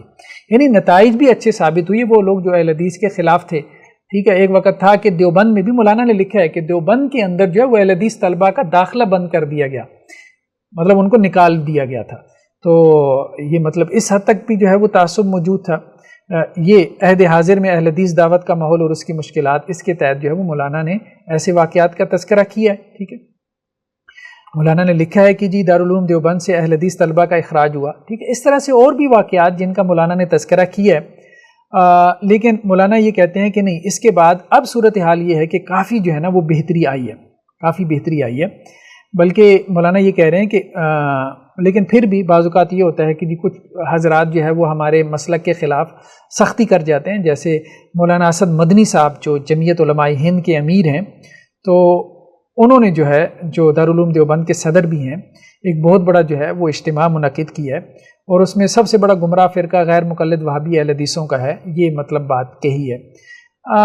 دیکھیں اب یہ اس کو جہاد کا نام دے رہے ہیں، تو مولانا کہہ رہے ہیں کہ یہ ہمارے ساتھ جو ہے وہ زیادتی ہے۔ پھر یہ بھی ہے کہ اہل حدیثوں کو مساجد میں نماز ادا کرنے سے نہ صرف روکا گیا بلکہ ان کو مار پیٹ کر باہر کیا گیا، مساجد میں گھسنے کی وجہ سے ان کی نجاست سے مسجد کو پاک کرنے کے لیے ان کو دھویا بھی گیا۔ اس موضوع پر کتابیں بھی لکھی گئیں۔ اس سلسلے کی مشہور کتاب جامع الشواہد فی اخراج الوہابیین من المساجد ہے، ٹھیک ہے۔ تو مطلب مساجد سے وہابیوں کو نکالنے کی جو ہے نا کیا دلائل ہیں، یہ مطلب اس کا اردو ترجمہ ہوگا۔ شاید آج بھی کہیں نہ کہیں دستیاب ہو جائے، لیکن یہ بات تو طے ہے کہ اتنا زمانہ بیت گیا لیکن تلخی ابھی کافی حد تک باقی ہے۔ یہ صحیح ہے کہ جہالت اور تعصب کی برف اب پگھلنے لگی ہے، تلخی باقی ہے لیکن اب یہ جہالت اور تعصب کی برف پگھلنے لگی ہے، یہ ڈاکٹر صاحب کہہ رہے ہیں، یہ ڈاکٹر صاحب کہہ رہے ہیں اور ہم بھی یہی کہہ رہے ہیں کہ اس کی کوشش کرنی چاہیے، اس کی کوشش کرنی چاہیے، اس کا فائدہ نہیں ہے۔ ٹھیک ہے ہر جگہ ایسے موجود ہیں، ہم نہیں کہتے کہ صرف اہل حدیث میں، ہر جگہ ایسے لوگ جو ہے وہ موجود ہیں جن کو ڈسکریج کرنا چاہیے۔ تو حافظ محمد گوندلوی صاحب کی جو کتاب ہے الاصلاح بدعت کے اوپر بہت اچھی کتاب ہے، خاص طور پہ انہوں نے جو بدعت کا رد کیا ہے بہت اچھے اور مہذب اور شائستہ اور علمی انداز میں کیا، اس کو اپریشیٹ کرنا چاہیے اور اس کو پڑھیں بھی، خاص طور پہ علماء۔ اور میں انشاءاللہ سے کوشش کروں گا اپنے شاگردوں کو یہ کتاب پڑھاؤں، خاص طور پہ جو درس نظامی کے فاضلین ہیں ان کو۔ دوسرا یہ ہے کہ حضرت حافظ صاحب نے فرقہ واریت کی نفی کی ہے، اور ہر جو مسلک کے اندر جو لوگ جو ہے وہ غلو کو پسند کرتے ہیں اور متشدد ہیں ان کو ڈسکریج کیا حضرت حافظ صاحب نے، اور جو معتدل ہیں ان کو حضرت حافظ صاحب نے ان کی حوصلہ افزائی کی، ان کو اپریشیٹ کیا۔ تیسرا حضرت حافظ صاحب نے یہ بات کہی ہے کہ خیر القرون کا ہر عمل جو ہے وہ ہمارے لیے حجت نہیں ہے۔ اس میں بیسیکلی اہل حدیث کا جو بنیادی اصول ہے حضرت حافظ صاحب اس کو بہت شد و مت کے ساتھ پیش کر رہے ہیں اس کتاب کے اندر بار بار، اور وہ کیا ہے کہ سب سے اوپر جو ہے وہ کتاب و سنت ہے، سلف صالحین بھی نہیں، سب سے اوپر کتاب و سنت۔ ایک کام سلف صالحین کے دور میں رائج بھی ہو جائے پھر بھی وہ ہمارے لیے حجت نہیں ہے، ایک بات کا فتویٰ حضرات صحابہ بھی دے دیں پھر بھی وہ ہمارے لیے حجت نہیں ہے، اور اس کے لیے حضرت حافظ صاحب نے جو مثالیں بیان کی ہیں وہ آپ لوگوں نے دیکھی اور سنی اور پڑھی ہوں گی۔ کچھ مسالوں میں اختلاف بھی ہو سکتا ہے، ٹھیک ہے حضرت حافظ صاحب سے آپ اختلاف کریں، لیکن بہت سی ایسی مثالیں ہیں کہ جن میں کوئی اختلاف نہیں ہے، اور بہت سی صحابہ کے ایسے فتاویٰ ہیں کہ جن میں کوئی اختلاف نہیں ہے کہ وہ ان صحابہ کی طرف ان کی نسبت بالکل درست ہے، سندن درست ہے، ٹھیک ہے۔ تو اس لیے حضرت حافظ صاحب کی یہ بات کہ اصل اتھارٹی جو ہے وہ کتاب و سنت ہے، یہ بیسیکلی اہل حدیث کی وہ سوچ تھی، وہ فکر تھی کہ جو حضرت یہاں بر صغیر پاک و ہند میں تو حضرت شاہ اللہ دہلوی علیہ الرحمہ سے چلی ہے، اور اس کو پھر اہل حدیث علماء نے پھر جو ہے وہ خاص طور پہ بر صغیر پاک و ہند میں جو ہے وہ اچھے سے پھیلایا اور عام کیا۔ خیر بہرحال یہ آج کی ہماری جو نشست تھی اس کے حوالے سے کچھ گفتگو تھی۔ اب اس میں کچھ سوالات جو ہے وہ بعض حضرات نے کیے تھے، خیر اس کو ہم تھوڑا سا دیکھ لیتے ہیں۔ یہ ہماری پچھلی ویڈیو جو مولانا حنیف ندوی پہ تھی، اس پہ ایک ہمارے دوست نے کمنٹ میں جو ہے وہ ایک سوال کیا یا بہرحال اعتراض کہہ لیں کہ جی آپ نے اہل حدیث علماء پہ انگلی اٹھائی ہے، یہ طریقہ ٹھیک نہیں ہے، آپ یہ کہتے ہیں کہ اہل حدیث علماء نے اس پہ کام نہیں کیا، اس پہ کام نہیں کیا، اگر انہوں نے نہیں کیا تو آپ وہ کام کیوں نہیں کرتے؟ ہم تو آپ کی بات اہل حدیث سمجھ کر ہی سنتے ہیں، آپ کو اپنی وابستگی لازماً علماء اہل حدیث سے رکھنی چاہیے، ان سے مشورہ کرنا چاہیے، نہ کہ اپنا ہی سب کچھ طرف سے کرتے رہو، اللہ سے دعا، ٹھیک ہے۔ تو یہ بہرحال ایک صاحب نے جو ہے وہ اعتراض کیا۔ دیکھیں پہلی بات تو یہ ہے کہ اہل حدیث علماء کے اوپر اگر آپ اس کو کہہ رہے ہیں کہ یہ انگلی اٹھانا ہے، ہم نے کہا کہ دیکھیں اخلاقیات کے مسائل ہیں، اس سے انکار نہیں ہے۔ اہل حدیث میں اگر چوری ہے، جھوٹ ہے، ٹھیک ہے، اگر اہل حدیث کے اندر کوئی اور اخلاقی برائیاں ہیں، ٹھیک ہے، دوسروں کو گالم گلوچ ہے، لان تان ہے، ٹھیک ہے، سارے اہل حدیث ایسے نہیں ہیں، بالکل بھی نہیں ہے، ٹھیک ہے۔ اہل حدیثوں میں ایسے ہیں جو نماز نہیں پڑھتے، ٹھیک ہے، روزہ نہیں رکھتے ہیں کہ نہیں ہیں، تو آپ اس کو بیان کریں گے نا، تو صرف عقیدہ ٹھیک ہونے سے تو وہ جنت میں نہیں جائیں گے، یا صرف بدعت سے بچ جانے سے تو وہ جنت میں نہیں جائیں گے، وہ نماز پڑھیں گے، کمٹمنٹ پوری کریں گے، وعدہ پورا کریں گے، چوری سے بچیں گے، جو ہے وہ شراب نوشی سے بچیں گے، زنا بدکاری سے بچیں گے، ٹھیک ہے، سود سے بچیں گے، رشوت سے بچیں گے، حرام کھانے سے بچیں گے، بدنظری سے بچیں گے، ٹھیک ہے، اور یعنی فحشی سے بچیں گے، تبھی تو جنت میں جانا کوالیفائی کریں گے نا۔ تو سوشل ایولز تو بیان ہوں گی، اور اس میں تو پورا معاشرہ اس کے لپیٹ میں ہے، ٹھیک ہے۔ تو دوسری بات یہ ہے کہ جدید جو ہے وہ فتنوں پہ اہل حدیث کام نہیں کر رہے، تو دیکھیں یہ بات صرف ہم نے نہیں کی، ہم نے کہا ہے کہ مولانا حنیف ندوی نے یہ بات کہی ہے۔ ہاں اگر آپ یہ کہیں کہ جی مولانا حنیف ندوی بھی غلط ہیں، حافظ صاحب آپ بھی غلط ہیں، دونوں یہ کام غلط کر رہے ہو، دونوں جو اہل حدیث کو یہ کہہ رہے ہو کہ انہوں نے کام نہیں کیا، ٹھیک ہے، مولانا داؤد غزنوی بھی جو ہے وہ غلط ہے، ٹھیک ہے،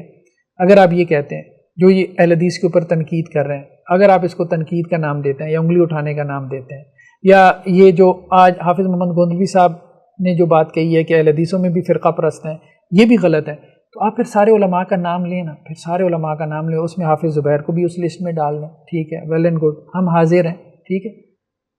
ہم حاضر ہیں، کیونکہ ہم تو کہتے ہیں ہم ان علماء کے منہج پہ ہیں۔ لیکن بات یہ ہے کہ فرقہ پرست جو منفی ذہن ہوگا نا، اس کو منفی نظر سے دیکھے گا، آپ اس کو منفی نظر سے نہ دیکھیں۔ آپ کے علماء نے بھی جو ہے وہ آپ کو برا بنانے کے لیے تنقید نہیں کی، آپ کی اصلاح کے لیے تنقید کی ہے، آپ کی اصلاح کے لیے تنقید کی ہے۔ اچھا، دوسری بات کیا ہے؟ دوسری بات یہ ہے کہ ہم جو اپنے طور پہ کر سکتے ہیں کہ حافظ صاحب آپ یہ کام کیوں نہیں کرتے؟ دیکھیں، ہم جو اپنے طور پہ کر سکتے ہیں ہم کر رہے ہیں۔ الہاد کے اوپر کام ہے، انکار حدیث پہ ہے، اہل قرآن کا جو فتنہ ہے، انجینئر محمد علی مرزا پہ ہم نے کام کیا، ہمارے یوٹیوب چینل پہ پڑا ہے، ٹھیک ہے، تو ہم کر رہے ہیں، اللہ کا شکر، الحمدللہ کر رہے ہیں۔ اب دوسری بات یہ ہے کہ کچھ کام افراد کے کرنے کے نہیں ہیں، جماعتوں کے کرنے کے ہیں، ٹھیک ہے، ہم نے یہ یہاں پہ بات واضح کی ہے کہ کچھ کام جو ہے وہ جماعتوں کے کرنے کے ہیں، وہ افراد کے کرنے کے نہیں ہیں۔ ٹیم ورک چاہیے، ریسورسز چاہیے، ٹھیک ہے۔ مثال کے طور پہ بچوں کے لیے کوئی تربیتی قسم کا جو ہے وہ کارٹون چینل ہو، اچھا اینیمیٹڈ۔ اب دعوت اسلامی والوں کی میں ایک ویڈیو دیکھ رہا تھا، وہ کہہ رہے تھے کہ 1 منٹ کے کارٹون کے اوپر ہمارا جو ہے وہ 50 لاکھ کا خرچہ آتا ہے، اتنی ہیوی انویسٹمنٹ، اور اس کی وجہ یہ ہے کہ آج اہل حدیث لوگ جو ہے وہ ان کے کارٹون دیکھ رہے ہیں۔ تو ہم آپ کو توجہ دلا رہے ہیں، ہم آپ کو توجہ دلا رہے ہیں، اتنا بڑا میدان خالی پڑا ہے، اتنا بڑا میدان خالی پڑا ہے۔ ہر بچہ جو ہے، ہر گھر کے اندر 2 سال 4 سال 5 سال تک کا بچہ جو اسکول میں نہیں جا رہا، ماؤں کے پاس وقت ہی نہیں ہے ان کو دینے کے لیے، وہ سارا دن ان کے ہاتھ میں گیجٹ پکڑا دیتی ہیں، وہ انگریزوں کی رائمز دیکھتے ہیں یا ہندوؤں کی نظمیں دیکھتے ہیں، یا کچھ اسلامی ہو تو یہاں وہ بریلوی حضرات کا چینل دیکھ لیتے ہیں۔ تو آپ نے یہ کام کرنا ہے، جماعتوں نے کرنا ہے، ان کے پاس ٹیمیں، ان کے پاس ریسورسز ہیں، یہ کروڑوں کی انویسٹمنٹس ہے، ایک بندہ یہاں پہ کچھ بھی نہیں کر سکتا۔ دوسرا، حضرت داؤد غزنوی جو ہے وہ علیہ الرحمہ نے جو توجہ دلائی کہ جماعت میں کوئی تربیتی نظام نہیں ہے، اب یہ جماعت کے بڑے جو ہے وہ تربیتی نظام بنائیں گے نا، کہ جس میں سے لوگ نکلیں اور ان کی تربیت ہو، ان کے اخلاق میں بہتری آئے، یہ ان کے بارے میں یہ جو بڑوں نے یہ محسوس کیا کہ ان کے اخلاق میں درستی ہے، سختی ہے، دل کی نرمی نہیں ہے، سخت مزاج ہیں، جو ہے وہ اکھڑ پن ہے، ٹھیک ہے، تو بات بات کے اوپر جو ہے وہ لڑنا جھگڑنا ہے، وہ بلکہ ان کی قاری خلیل الرحمن جوید صاحب کی ایک ویڈیو بڑی وائرل ہوئی تھی، آپ نے دیکھا ہوگا وہ کلپ، کہ جہاں 3 اہل حدیث بیٹھ جائیں تو آپس میں لڑنا شروع کر دیتے ہیں، بلکہ اب تو یہ جملہ عام ہے، اہل حدیث حضرات کی زبان پہ ہے کہ اپنوں کی مخالفت زیادہ کرتے ہیں، دوسروں کی جو ہے وہ کم کرتے ہیں، ٹھیک ہے۔ تو یہ مسائل ہیں نا، یہ آپ یہ بھی کہہ سکتے ہیں کہ حافظ صاحب یہ آپ میں بھی مسائل ہیں، ٹھیک ہے، آپ مجھے بھی کہیں، اچھے انداز میں کہیں، ویل اینڈ گڈ، میں مانوں گا، میں اس کو تسلیم کروں گا، میں کہوں گا بھائی میں اپنی اصلاح کی کوشش بھی کرتا ہوں۔ کوئی ایسی بات ہے کہ میں کہوں کہ بھائی نہیں مجھے اصلاح کی ضرورت نہیں ہے؟ کیوں، میں یہ کیوں کہوں؟ مجھے بھی اصلاح کی ضرورت ہے، بالکل ہے، جتنی آپ کی اصلاح کو ضرورت ہے، میں بھی اہل حدیث ہوں۔ لیکن اگر آپ میرے اوپر اعتراض کر رہے ہیں کہ حافظ صاحب آپ کے یہ مسائل ہیں، تو دیکھیں میں بھی تو اہل حدیث ہوں، ایک طرف آپ مان رہے ہیں کہ آپ بھی اہل حدیث ہیں، تو اہل حدیثوں کے مسائل ہیں، تبھی تو آپ یہ کہہ رہے ہیں کہ حضرت حافظ صاحب میں مسائل ہیں، تو حضرت حافظ صاحب میں مسائل نکال کے آپ تو اقرار کر رہے ہیں میری بات کا کہ اہل حدیثوں میں مسائل ہیں، ان کے علماء میں مسائل ہیں، تو آپ میری بات کا کہاں جو ہے وہ انکار کر رہے ہیں؟ تو یہی تو میں آپ کو کہہ رہا ہوں، سوشل میڈیا کے اوپر دیکھیں جو آپ کے اہل حدیث علماء موجود ہیں، ان میں کون ہے جن کے مسائل نہیں ہیں، اور کون ہے جن کے جو ہے وہ لڑائی جھگڑے جو ہے وہ معروف نہیں ہیں، وائرل نہیں ہوئی، یہ تو ہیں، یہ مسائل تو ہیں، ان کا آپ کو دیکھنا پڑے گا، اور اس حوالے سے ایک تربیتی نظام جماعت کو بنانا پڑے گا۔ اس حوالے سے میں اپریشیٹ کرتا ہوں، جماعت الدعوہ سے میرے اختلافات ہیں، لیکن میں ان کو اپریشیٹ کرتا ہوں، انہوں نے ایک تربیتی نظام ضرور بنایا، جیسا تیسا بھی تھا اس میں سے گزارا اور ایک لیول پہ وہ لے کے آئے۔ باقی ان کے ساتھ جو ہے کچھ مسائل میں ہمیں اختلاف بھی رہا، لیکن میں کراچی میں گیا ہوں اور میں واقعتاً دل میرا خوش ہوا، اور جب جماعت الدعوہ کے بارے میں پورا ایک امیج جو ہے وہ تبدیل ہو گیا، بہت روٹ لیول پہ جا کے جس طرح سے وہ خدمت خلق کا کام کر رہے ہیں اور اصلاح کا کام کر رہے ہیں، اور لوگوں کے ساتھ جڑ کے، یہ نہیں کہ وہ فلاں مسلک کے اور وہ بتی اور یہ اور وہ، خدمت خلق کا کام کر کے لوگوں کو اپنے قریب کر رہے ہیں اور ان کی اصلاح کر رہے ہیں۔ اور آپ دیکھتے ہوں گے، میرے خیال میں لوگ کہتے ہیں، اور میرے خیال میں یہ ٹھیک ہے کہ 95% جماعت الدعوہ کے اندر جو لوگ ہیں وہ آپ کی جماعت اہل حدیث کے تو نہیں ہیں، وہ تو بریلوی ہیں، وہ کنورٹڈ ہیں۔ تو یہ محنت ہے نا، یہ محنت کا اثر ہے، تو یہ ایسے ہی تو نہیں ہو گیا۔ تو آپ جماعت الدعوہ کے اوپر اس حوالے سے تنقید کرتے رہیں، جی اسٹیج پہ فلاں کو بلا لیا، فلاں کو بھائی انہوں نے کام بھی تو کیا ہے، انہوں نے کام بھی تو کیا ہے، یہ بھی تو دیکھیں نا، یہ بھی تو دیکھیں۔ یعنی آپ کے نزدیک سب سے بڑا کام یہ ہے نا کسی کو اہل حدیث بنانا، تو انہوں نے وہ کام کر کے دکھایا آپ کو۔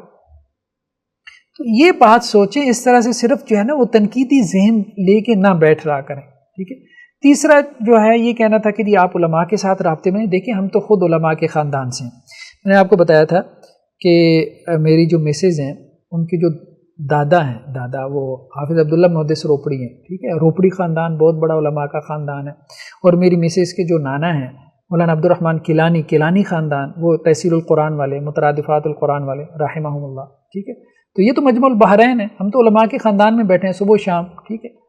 تو علماء کے ساتھ رابطے میں ہیں، اور یہ ہے کہ پھر اپنے خاندان کے علاوہ جو علماء ہیں ان سے بھی ہم رابطے میں ہیں، ان کے ہاں بھی ہم جاتے رہتے ہیں. یہ بیٹھک کا ہمارا پروگرام دیکھیں، یہ علماء کے ساتھ رابطہ ہی ہے، اور کیا ہے. ہاں اب کوئی علماء ہم سے ملنا ہی نہیں چاہتے تو ہم کیا کریں یار، اب اس میں ہمارا کیا قصور ہے، اس میں ہمارا کیا قصور ہے. تو ہم تو علماء سے ملتے ہیں، ایسا نہیں ہے. یہ آپ کی غلط فہمی ہے، یا آپ اس کو جو ہے وہ مس لیڈ کر رہے ہیں کہ ہم علماء کو نہیں ملتے. تو پھر ہماری یہ پروگرام کیسے ہو گئے جو ہم نے انٹرویوز کیے ہیں بیٹھک کے نام سے.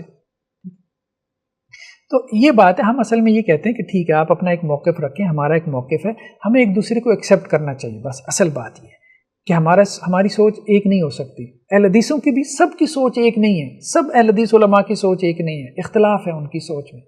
تو انہیں ایک دوسرے کو ایکسیپٹ کرنا چاہیے،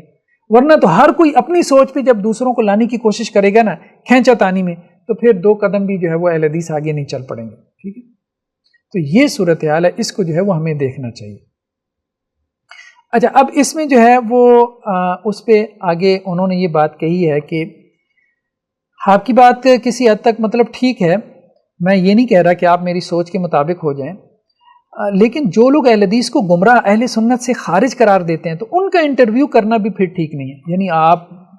جو ہے وہی بات کی مفتی منیب الرحمان صاحب کا انٹرویو کر کے آ گئے، کمال ہو گیا، ابھی وہی بات جو ہے نا وہ نکل نہیں رہی. ٹھیک ہے، خیر بہرحال میں نے ان کو جواب میں اب یہ بات کہی ہے. دیکھیں بات یہ ہے کہ آپ ان کو کہہ رہے ہیں کہ وہ گمراہ ہیں اور اہل سنت سے خارج ہیں. ٹھیک ہے، وہ آپ کو کہہ رہے ہیں کہ آپ گمراہ ہیں اور اہل سنت سے خارج ہیں. تو اب دیکھیں وہ بھی تو ہمارے ساتھ بیٹھ رہے ہیں نا، جو آپ کو گمراہ اور اہل سنت سے خارج کر، وہ بھی تو آپ کو بد مذہب کہتے ہیں نا. احمد رضا خان بریلوی صاحب کی جو ہے وہ آپ وہ ویڈیوز اٹھا کے ساری ان کی وہ فتاوی اٹھا کے دیکھ لیں. ٹھیک ہے، لیکن اس کے باوجود جو ہے مفتی منیب الرحمان صاحب ہمارے ساتھ بیٹھ رہے ہیں، تو ان کے لوگ بھی تو ان سے سوال کرتے ہوں گے نا کہ آپ ان کے ساتھ کیوں بیٹھ رہے ہیں، ان کے ساتھ ربط و تعلق میں کیوں ہیں، یہ تو بد مذہب لوگ ہیں. ٹھیک ہے، تو وہ لوگ بھی پین لے کے ہمارے ساتھ بیٹھ رہے ہیں اپنے عوام کی طرف سے. صرف ہم لوگ پین لے کے نہیں بیٹھ رہے آپ لوگوں کی طرف سے، وہ لوگ بھی یہ کہہ رہے ہیں، کیونکہ اس کے بغیر کوئی چارہ نہیں ہے، اس کے بغیر کوئی چارہ نہیں ہے. اور حضرت حافظ صاحب گوندلوی صاحب کی جو بات ہے نا وہ بالکل صحیح ہے کہ تعصب، حسد اور کینہ نکال دیں، بس اختلاف رکھیں، بس تعصب، حسد اور کینہ نکال دیں. ٹھیک ہے، اور دین کی خدمت ہمیں کرنی چاہیے. اصل بات یہی ہے، میں تو یہ کہتا ہوں کہ ہم نے اصل میں دین کی خدمت کی ہے، اور دین کی خدمت کے جذبے سے جو ہے وہ ہر کام کرنا چاہیے. تو انشاءاللہ سے پھر آپ دیکھیں گے کہ اندر کے احوال بالکل ڈیفرنٹ ہو جائے گا. ایک اور اعتراض یہ آیا تھا کہ حضرت مولانا جو ہے وہ حنیف ندوی صاحب کو آپ نے مولانا داؤد غزنوی کا شاگرد قرار دے دیا اور خاص الخاص شاگرد قرار دے دیا، اور آپ نے پتہ نہیں کیا جو ہے وہ غضب ڈھا دیا. خیر بہرحال دیکھیں بات یہ ہے کہ پورے لیکچر کے اندر جو ہے نا وہ نان ایشو کو نہیں اٹھانا چاہیے. ایک تو ہم نصیحت کریں گے، ایک چیز برسبیل تذکرہ آ گئی کہ مولانا حنیف ندوی جو ہے وہ ان کے شاگرد تھے. اب اس بات کو پکڑ لیا اور پورا جو ان کی کتاب کے اوپر لیکچر تھا اس سے کوئی لینا دینا نہیں ہے. یعنی ہر لیکچر کا ایک عمود ہوتا ہے نا، ایک مرکزی مضمون ہوتا ہے، تو اس کے مرکزی مضمون کے اوپر بحث کریں. اس لیکچر کا مرکزی مضمون کیا تھا کہ فرقہ اہل حدیث اور فکر اہل حدیث یا تحریک اہل حدیث میں فرق کیا ہے مولانا حنیف ندوی علیہ الرحمہ نے. اور انہوں نے کہا کہ اہل حدیث میں سے بعض لوگ فرقہ اہل حدیث کی طرف چلے گئے، انہیں بھی تحریک اہل حدیث کی طرف آنا چاہیے، کیونکہ ہم سب تحریک اہل حدیث کے نمائندہ ہیں، یعنی ہم بڑے اکابر اہل حدیث علماء. آرٹیکل ہے مولانا حنیف ندوی کا، مولانا داؤد غزنوی کے حوالے سے چند تاثرات. ہم نے یہ جو بات کی تھی نا کہ مولانا جو ہے وہ حنیف ندوی مولانا اسماعیل سلفی کے یا مولانا داؤد غزنوی کے شاگرد ہیں، تو مولانا اسماعیل سلفی کے تو وہ شاگرد ہیں ہی ہیں. ٹھیک ہے، اس میں تو کوئی شک نہیں ہے. لیکن مولانا داؤد غزنوی کے شاگرد ہیں تو وہ اس معنی میں کہ جسے معروف معنی کہتے ہیں اس معنی میں نہیں، یعنی اس معنی میں کہ استفادہ کیا انہوں نے ان سے، اور بہت زیادہ استفادہ کیا. اور یہ استفادہ جو ہے وہ خود مولانا حنیف ندوی نے اس کا تذکرہ کیا اپنے ایک آرٹیکل میں. ٹھیک ہے، یہ اب آپ دیکھیں کہ مولانا یہ کہہ رہے ہیں کہ پاکستان بن جانے کے بعد مولانا مرحوم کی تمام تر توجہ جمعیت اہل حدیث کی تنظیم پر مرکوز رہی. ٹھیک ہے، اب اس میں اکثر خلوتوں میں کچھ مسائل ہمارے زیر بحث رہے، خلوتوں میں. ٹھیک ہے، خلوتوں کے لفظ سے کسی قسم کی غلط فہمی کو نہیں ابھرنا چاہیے، ٹھیک ہے۔ اور مولانا یہ کہہ رہے ہیں کہ مولانا کی جو ہے وہ وفات سے پہلے ہماری بہت نشستیں ہوتی تھیں مولانا حنیف ندوی کی جو ہے وہ مولانا داؤد غزنوی کے ساتھ، اور خلوتوں میں ہوتی تھی، اور مولانا نے کہا کہ خلوتوں کو غلط فہمی کے معنی میں نہیں لینا چاہیے۔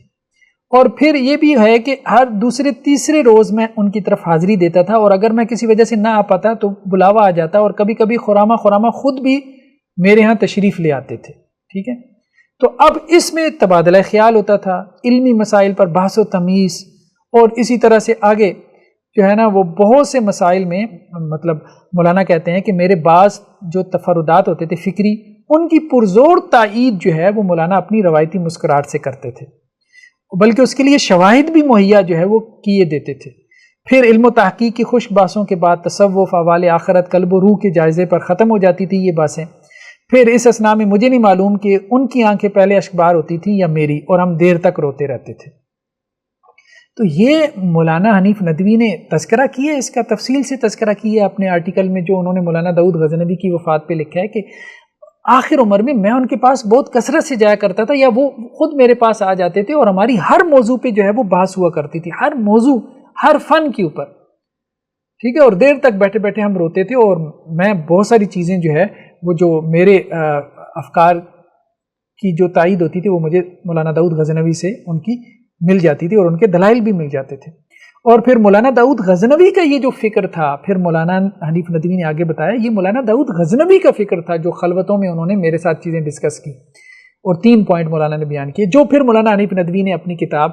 جو ہے وہ اہل حدیث کا دینی تصور میں بیان کیا۔ تو اس معنی میں کہ فکری استفادہ کیا ہے مولانا حنیف ندوی نے مولانا داؤد غزنوی سے، بھرپور فکری استفادہ کیا، اور فکری استفادے کو انہوں نے ایک کتاب کی صورت میں پیش کیا۔